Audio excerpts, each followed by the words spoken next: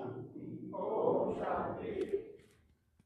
तो आज की मुरली में विशेष बाबा ने बार बार कहा कि आत्मा का पाठ क्या करो, लिख कर के पक्का करो, क्योंकि इस ब्रह्मा कुमारी में सबसे महत्व का लेसन है आत्मा का। जिन्होंने इस पाठ को पक्का किया उसके लिए ज्ञान मार्ग बहुत इजी है, सरल है। मुझे लगता है कोई भी आप मुरली उठाओ, रोज बाबा कहते बच्ची आत्मा समझो। वास्तव में हमारे जीवन की सारी समस्याओं की जड़ देहभान है। आज बाबा परम धाम से आने का मुख्य लक्ष्य क्या है? हमें आत्म अभिमानी बनाने के लिए आए। सत्युग था, लेकिन सत्युग का कलयुग क्यों बना? देहभान में आने से सत्युग का क्या बन गया? इस कलयुग का सत्युग कब बनेगा? जब हम आत्माभिमानी बनेंगे। ये रोज के मुरली में बाबा ये पक्का कराता है, क्योंकि इसके बिना हमारे जीवन में दैवी गुण और दैवी संस्कार नहीं आएंगे। आज कई कहते मुझे सहन ही नहीं होता। सहन करने का पुरुषार्थ नहीं है, पुरुषार्थ है आत्म अभिमानी स्थिति का। अब बीज बोया ही नहीं, पानी दिया ही नहीं, वृक्ष आएगा नहीं, फल भी गुण है। फल किसका? आत्म अभिमानी स्थिति के पुरुषार्थ का। तो फलों का पुरुषार्थ नहीं किया जाता है, बीज बोने का पुरुषार्थ किया जाता है। अगर मेरे जीवन में सहन शक्ति नहीं है, धैर्यता नहीं है, शांति नहीं है, इसका मतलब मैंने आत्मा का पाठ पक्का नहीं किया। इसलिए आत्मा का पाठ पक्का करना। जो स्वयं को भूल जाता है बाबा भी भूल जाता है। दादी जानकी जी हर क्लास में कहती थी मैं कौन और मेरा कौन। इसलिए आत्म अभिमानी बनना। जो आत्म अभिमानी स्थिति में रहता है, रात को सोया है, उसका योग लगा रहेगा। वो रास्ते में चल रहे, उसका योग लगा रहेगा। आत्म अभिमानी स्थिति में रहने से हमारी आंखें खुली है, कान खुला है, देखते हुए न देखने की अवस्था रहेगी। जब हम आत्म अभिमानी स्थिति में रहते हैं, हमारी सभी इंद्रियां हमारे वश में रहेगी। जितना हम आत्म अभिमानी स्थिति में रहते हैं, हमारी वाणी में बल आएगा, हमारी दृष्टि में बल आएगा। इसीलिए बाबा कहते ये पाठ पक्का करो। सारे दुनिया के शास्त्र इकट्ठे करो, ग्रंथ इकट्ठे करो, एक पहाड़ बन जाएगा। उसे हुआ कुछ नहीं। आखिर भगवान को इस धरती पर आना पड़ा और आकर के पहला पाठ पक्का कराया। कौन सा? बच्चे तुम्हें आत्मा हो।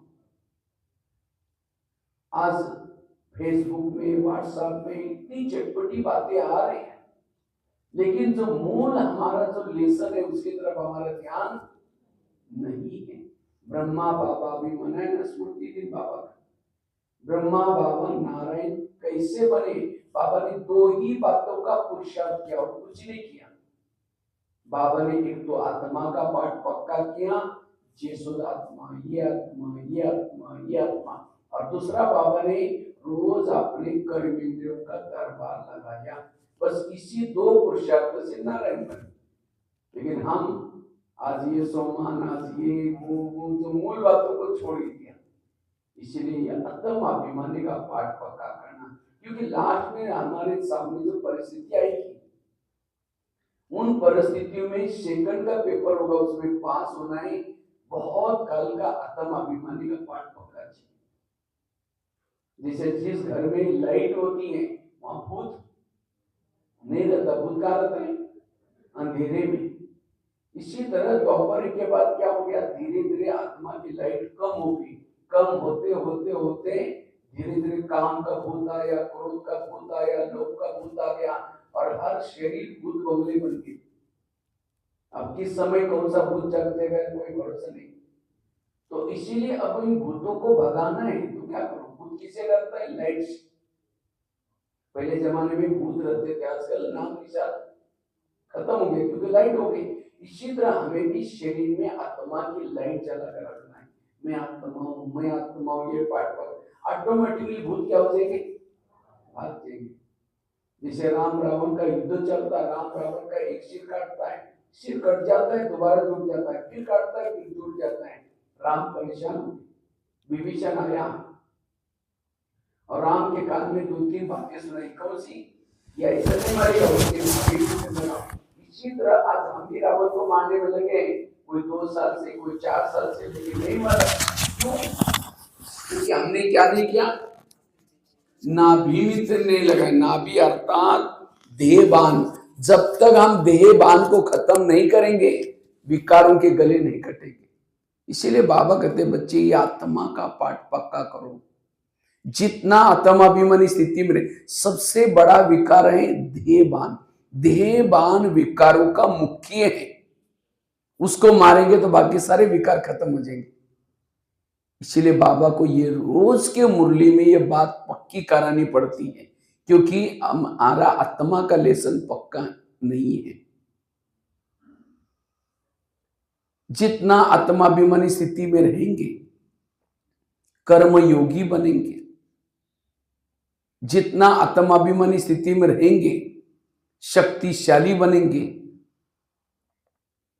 लेकिन ये आत्माभिमानी हम बने कैसे? उसके लिए 4-5 बातें मैं आपको इजीली, जो मैंने खुद अभ्यास किया था। आत्माभिमानी बनने के लिए सबसे पहली बात है पवित्रता की हमारी धारणा पक्की चाहिए, क्योंकि बिना पवित्रता आत्माभिमानी बन ही नहीं सकते। क्यों? पवित्रता और आत्माभिमानी का कनेक्शन क्या है? जैसे पहले जमाने में दिया आता था, यहाँ क्या बोलते पता नहीं, दिया त्रिकोणा सा रहता था, उसमें केरोसिन डालते थे, बीच में बाती रहती थी, माचिस लगाओ, फ्लेम क्या होती थी, जलती रहती थी। अगर उस दिए के अंदर तेल नहीं है और माचिस लगाओ, पूरा डब्बा खत्म हो जाएगा, दिया जलेगा नहीं। इसी तरह योगी भी क्या है, योगी अगर चारों तरफ बैकग्राउंड बनाओ योगी के, एक दिया है और इसके अंदर तेल है, पवित्रता। जितना पवित्रता है कहने की जरूरत नहीं में आत्मा। अगर मेरा आत्मा का दीपक जागृत नहीं हो रहा है, पवित्रता की कमी है। इसीलिए जिस दिन हम ब्रह्मा कुमारी में आए, बाबा ने क्या किया, पहले पवित्र बनो, योगी बनो। पवित्रता के बिना दीपक जल ही नहीं सकता। केवल पवित्र रहने से भी नहीं चलेगा। दिए में तेल है लेकिन बीच में बाती नहीं, तो क्या हो जाए, जलेगा नहीं। क्योंकि बाती का काम क्या होता है, नीचे का जो तेल है, और खास तो सूत की बाती यूज करते हैं, सूत वाला, क्योंकि सूत की बाती गीली हो गई नीचे तो पूरा ऊपर तक गीली हो जाती है। इसी तरह हमें स्मृति है बाती। बाबा क्यों कहते हैं ध्यान ऊपर लगाओ। अब घर जाना है, परम धाम जाना है, बाबा को ऊपर परम धाम में याद करना है। जब बुद्धि परम धाम जाएगी तो हमारे शरीर में जो फैला हुआ पवित्रता है ये ऊपर आत्मा तक आएगा और उससे आत्मा का दीपक जागृत हो जाएगा। फ्लेम का भोजन है केरोसिन, इसी तरह आत्मा का भोजन है पवित्रता। जितना पवित्रता यहां तक पहुंचेगी, दीपक जलता रहेगा। मेरी बुद्धि इस दुनिया में कहीं भी नहीं लगे। ये मुरली क्यों सुनते हैं? मुरली सुनने से ध्यान हमारा कहां जाता है, ऊपर। बाबा मधुबन में आया है, मुरली सुना रहे, डील करा रहे, लेकिन क्या कहते हैं, ऊपर चलो, क्योंकि ऊपर बाबा को याद करना। तो जितनी पवित्रता है स्मृति में रहेंगे, उतना हमारा सोल कॉन्शियस बनेगा। दूसरी बात है, अगर हमें आत्म अभिमानी बनना है, 7 स्वरूपों का अभ्यास करना है। और मैंने ये क्लास नहीं करा रहा हूं, लेकिन मैंने खुद, मेरा थोड़ा सा अनुभव आपको सुनाता हूं। वैसे तो मैं महाराष्ट्र में एक छोटे से गांव में जन्म लिया। मैं तो 11 साल स्कूल नहीं गया था, क्योंकि माँ बाप पढ़े लिखे थे नहीं, बकरी चराते थे, तो मैं भी वही काम करता था। तो 11 साल के बाद हमारे खेती से एक रोज बच्चा जाता था। मैं सोचता था ये बच्चा रोज कहाँ जाता है, उस बच्चे के पीछे पीछे गया। एक मंदिर में स्कूल लगती थी। मैंने कहा सर मुझे भी पढ़ना है, तो टीचर ने मना कि आप तो बड़े हो गए, थोड़ी पढ़ सकते। मैंने कहा सर मुझे को कोई सर्टिफिकेट नहीं चाहिए, मेरे को मेरी हाजिरी नहीं लगाना, मुझे क सीखना है। बाहर जाऊंगा तो मैं बस का बोर्ड कैसे पढ़ूंगा। तो मेरी लगन देकर के टीचर कहता ठीक है कल से आओ। तो पहले दिन टीचर ने 5वीं कक्षा में बिठाया और कहा कि पहली को सुना के तू भी सुन लेना, दूसरे को सुना के तू भी सुन लेना। रोज जब जाना शुरू किया, घर वालों ने पूछा रोज तुम कहाँ जाते हो? मैंने कहा स्कूल में। कहा कि स्कूल क्या होता है? हमने कहा उसमें पढ़ते नौकरी लेकर, आपने पैसे ने नहीं जाना, मना किया। मैंने कहा मैं बिना पैसे का पढ़ूंगा। मैं रोज सवेरे जल्दी उठता था, नीम के बीज इकट्ठे करता था, बबुल के पेड़ पर चढ़ करके गम निकालता था। तो 7वीं कक्षा में बोर्ड की परीक्षा थी, तो टीचर ने कहा तुम डायरी पेन नहीं लाते, कल से नहीं आओ। सोचे क्या करेंगे, घर में तो मना किया है, चोरी भी नहीं करना है। तो मैं रद्दी से पुरानी डायरी लाता था और पुरानी डायरी को पानी से धुलाई करता था।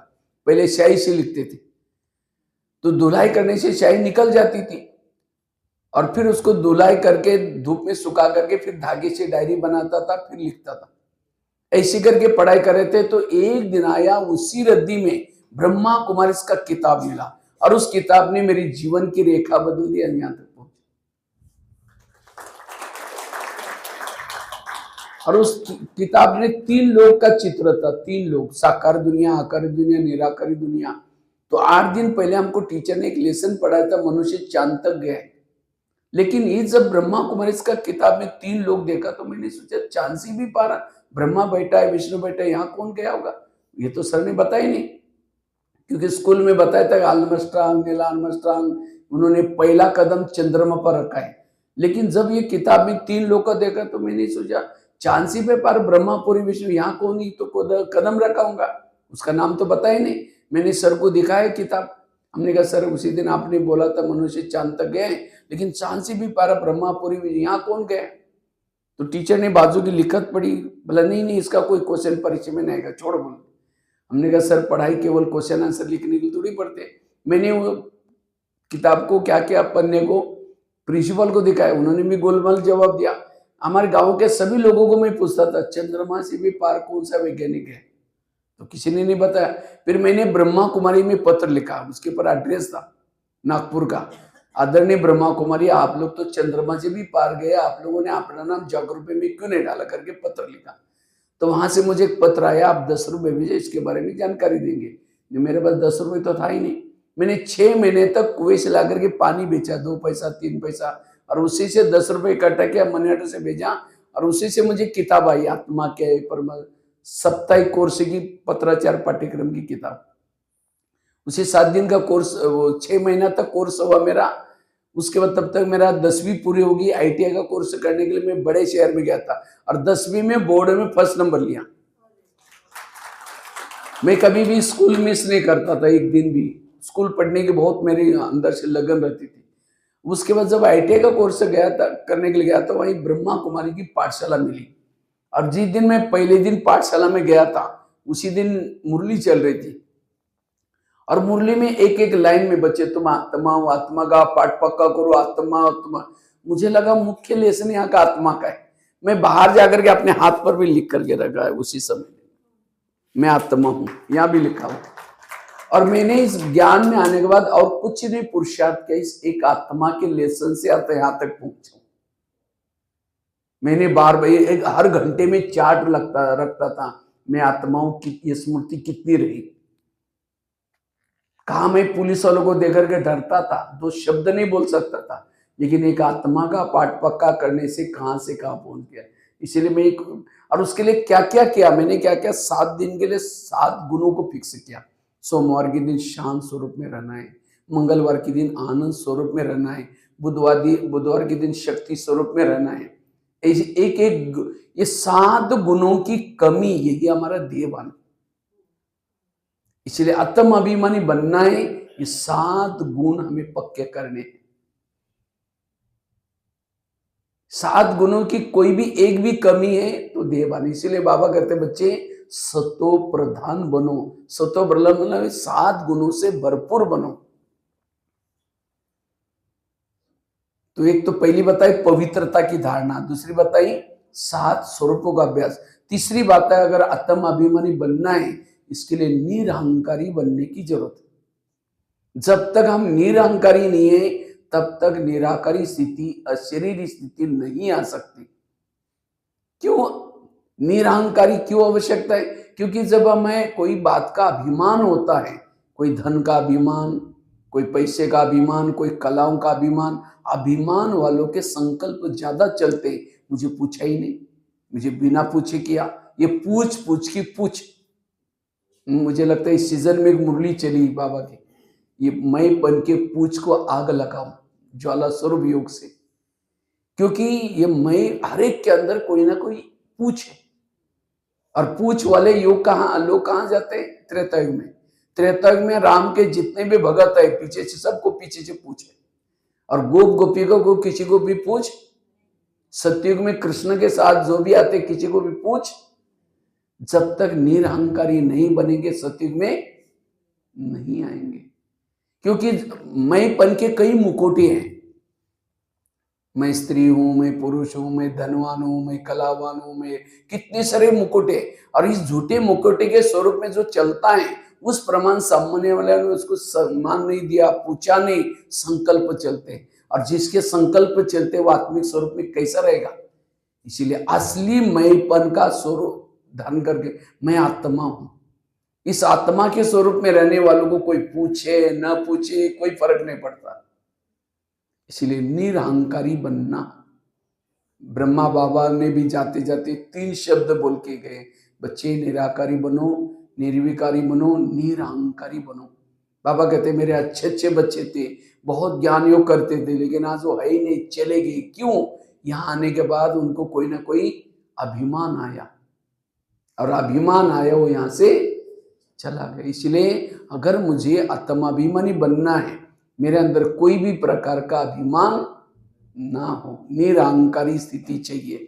निरहंकारी वाला ही निराकारी स्थिति में टिक सकता है। अगर मैं निराकारी स्थिति में नहीं रहता हूं, आत्मिक स्थिति बनाने के लिए कठिन है, इसका मतलब मेरे अंदर कोई ना कोई अभिमान छिपा हुआ है। अभिमान है, इसकी निशानी अपमान की फीलिंग होती है। जिसको अपमान की फीलिंग होती है उसके अंदर क्या है? अभिमान है। चौथी चीज है, अगर आत्माभिमानी बनना है उसके लिए सोमानों के अभ्यास चाहिए। जितना सोमान में रहते हैं उतना निराकारी स्थिति बनती है। सोमान में रहने से अंतरिक्ष शक्तियां जागृत होती है। बाबा ने बहुत सारे सोमान दिए, उन सोमानों में रहना। 5वीं बात है, अगर हमें ये निराकारी स्थिति की अनुभूति करनी है उसके लिए विधि से योग लगाना। हम योग तो करते, लेकिन अगर केवल बैठ करके योग किया, मन बुद्धि बाबा के पास गई नहीं, तो हमारा योग में आत्मा की बैटरी चार्ज नहीं होती। जैसे मोबाइल को चार्ज करते, कैसे करते हैं? प्लग के पास लाकर रखते हैं, केवल रखेंगे नहीं, उसकी तारे डालेंगे, एक तार नहीं दोनों भी डालेंगे। अच्छा, तारे तो डाली लेकिन बाजू का बटन बंद है तो भी चार्ज नहीं होगा। अच्छा, स्विच चालू किया लेकिन तारों को डाल रहे निकाल रहे तो भी चार्ज नहीं होगा। इसी तरह हमें भी अपनी आत्मा को रोज विधि से चार्ज करना है। अब कई बार समझो योग लगाने के लिए आए हैं, आते आते रास्ते में देखा कि बहुत अच्छा सब्जी वाला जा रहे हैं, फिर सोचे कि वाह शाम को इसकी सब्जी बनाते हैं। पहले सोचे कि योग करेंगे, जाते समय लेके जाएंगे, यहाँ करके बैठे, लाल रहे, चल रहे, गीत बज रहे, शुरू करेंगे मैं आत्मा हूँ, शांत स्वरूप हूँ। फिर सोचे यार झोला तो लाई नहीं, थैला तो लाई नहीं, सब्जी कैसे लेके जाए? चलो कोई बात नहीं, उसके पास तो प्लास्टिक का झोला तो गए, मैं आत्मा हूँ, शांत स्वरूप। फिर सोचे कि गैस के ऊपर जो दूध रखा था उसको शायद मैंने गैस को कम किया या बंद किया, चलो कोई बुझा देगा, मैं आत्मा हूँ, शांत स्वरूप। फिर सोचा यार घर में तो मेहमान आने वाला था, मैंने सोचा था उसके लिए छोले बनाए दोपहर को, लेकिन रात को तो भिगो ही नहीं, चलो छोले कुछ और बना देंगे, मैं आत्मा हूँ, शांत। लाल लाइट की सफेद लाइट हो गई। अब सामने वाला बैठने वाला सोचा वाह इन्होंने आधा घंटा योग किया, लेकिन इनका योग कहाँ था? वो छोले वाला योग है या सब्जी वाला बाबा वाला योग नहीं था। इसलिए योग में बैठते समय बुद्धि मन यथार्थ लगाएंगे तब हमारी आत्मिक स्थिति बनती है। इसलिए विधि पूर्वक योग लगाना, रोज का 3-4 घंटा योग लगाना, योग से ही आत्मिक स्थिति बनेगी।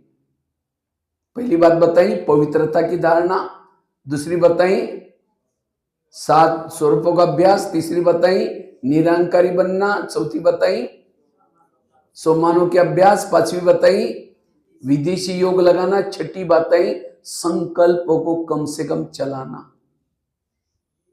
आत्मिक स्थिति का आधार है संकल्प कम चलाना, पॉजिटिव चलाना, समर्थ चलाना। जिसके संकल्प ज्यादा चलते, व्यर्थ चलते, वो देह भान जागृत होता है।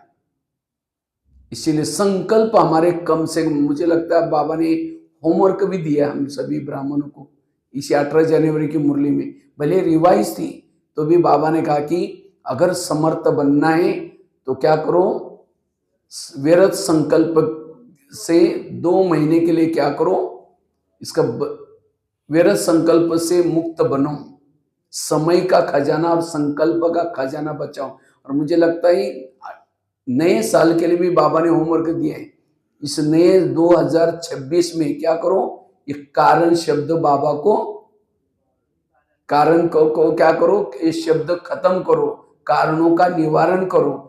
इसलिए बाबा बीच बीच में ये सब क्यों होमवर्क देते, क्योंकि संकल्प ज्यादा चलने से, विरत चलने से हमारी आत्मिक स्थिति नहीं बन सकती। क्योंकि बाबा का मुख्य लक्ष्य हमें फरिश्ता बनाना। फरिश्ता कौन बन सकता है, जो हर परिस्थिति में हल्का रहता है। आजकल बाबा ये भी कहते हैं कि मेरे आगे चल करके मेरे बच्चों के चेहरे म्यूजियम का काम करेंगे। कौन से चेहरे, जिसके मन में कोई निगेटिविटी नहीं, पॉजिटिव है, जो सदा खुश रहता है, उसके चेहरे बाबा की प्रत्यक्षता करेंगे। इसलिए संकल्प पॉजिटिव चलाना, हमारे टोटल ज्ञान का सारा है पॉजिटिव बनना। पॉजिटिव वाला देवता बनता है। पॉजिटिव वालों के संकल्प कम चलते हैं।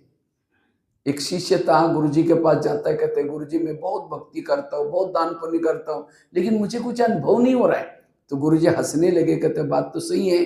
3-4 दिन पहले मैं बगीचे में बैठा था, वहां 5-6 युवा आए थे, इन युवाओं को प्यास लगी थी। तो गुरुजी ने कहा सामने कुआं है, वहां बाल्टी है, रस्सा है, जाके पी के चले जाना। 5-6 युवा वहां चले गए, बाल्टी को रस्से से बांधा, कुएं में छोड़ा, पानी खींचा, पानी नहीं मिला। फिर दोबारा बाल्टी डाली, फिर खींचा, नहीं मिला।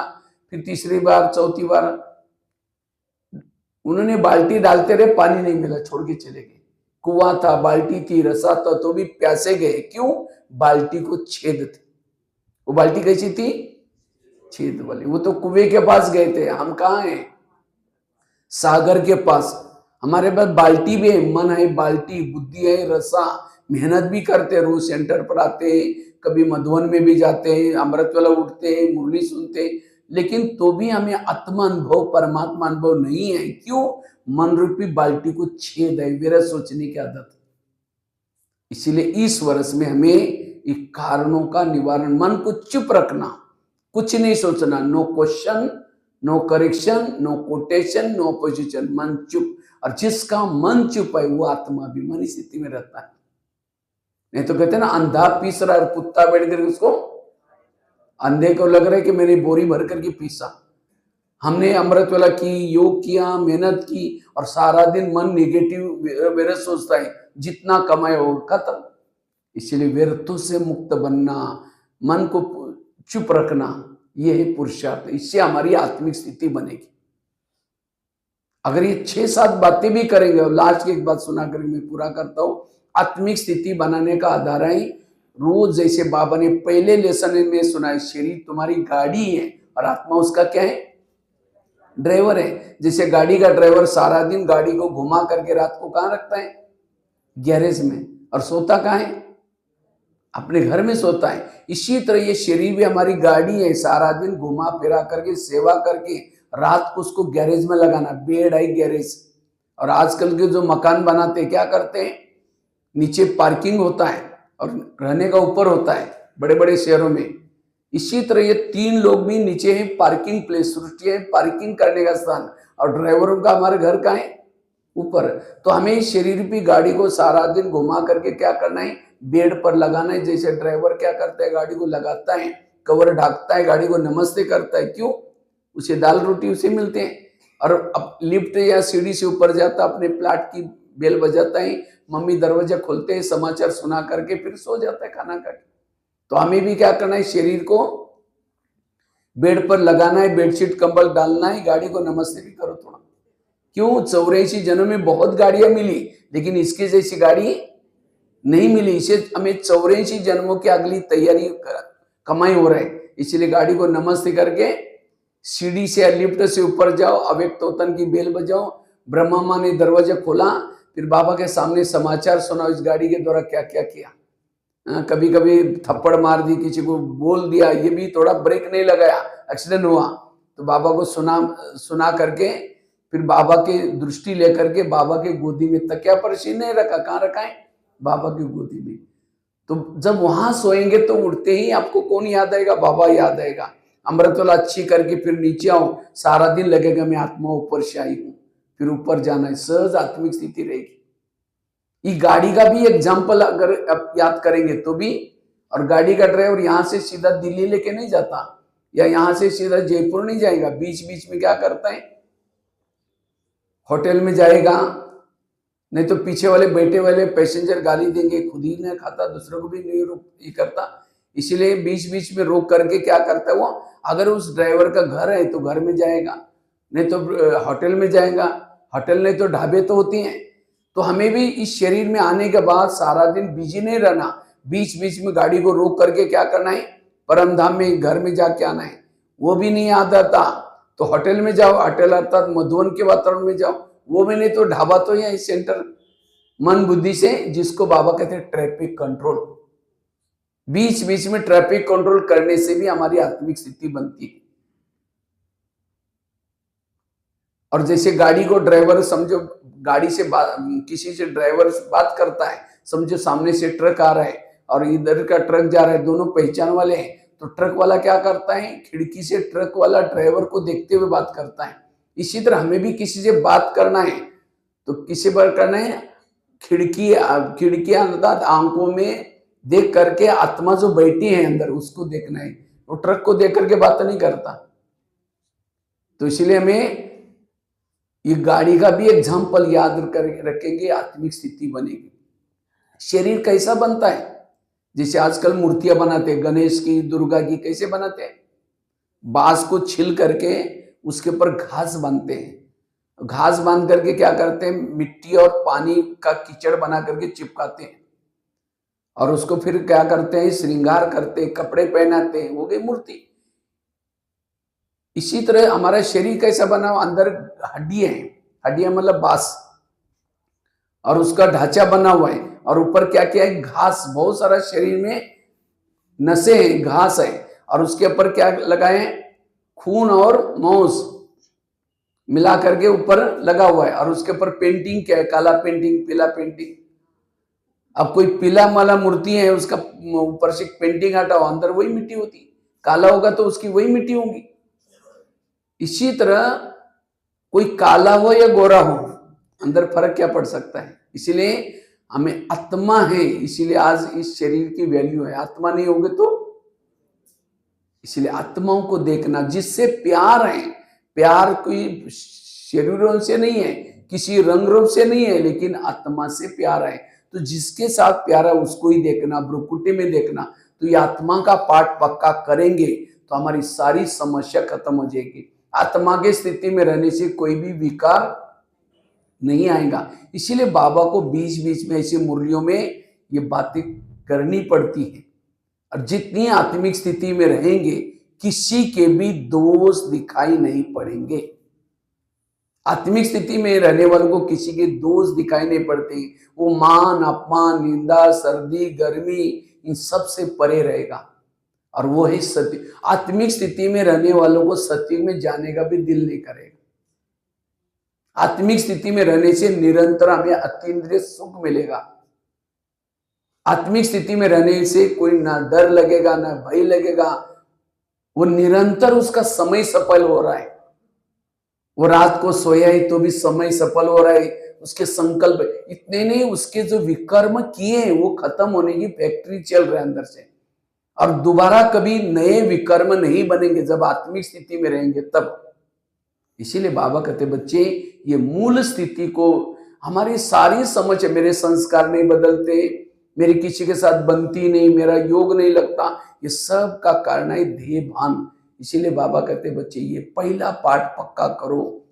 मैं आत्मा हूं, इसका पाठ पक्का करो। और उसके लिए मैंने 6-7 बातें बताई।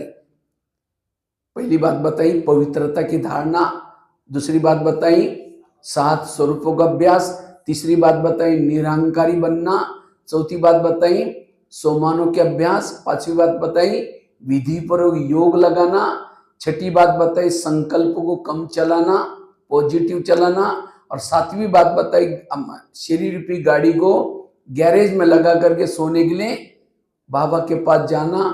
अगर ये कुछ अभ्यास करेंगे आत्मा का अनुभव कर सकेंगे, और जितना आत्मा का अनुभव करेंगे, जो आत्मिक स्थिति में रहता है वो एवर रेडी है, वो सदा बाबा के पास जाने के लिए तैयार है। इसलिए ये पाठ हमें पक्का करना है, जो दादियों ने भी किया था, ब्रह्मा बाबा ने भी किया था, हमें भी यही पाठ पक्का करना है। इससे हम कर्मातीत बन सकते हैं, कर्मेंद्रियजीत बन सकते हैं, विकर्माजीत बन सकते हैं। ये है पुरुषार्थ। ठीक है, ओम शांति।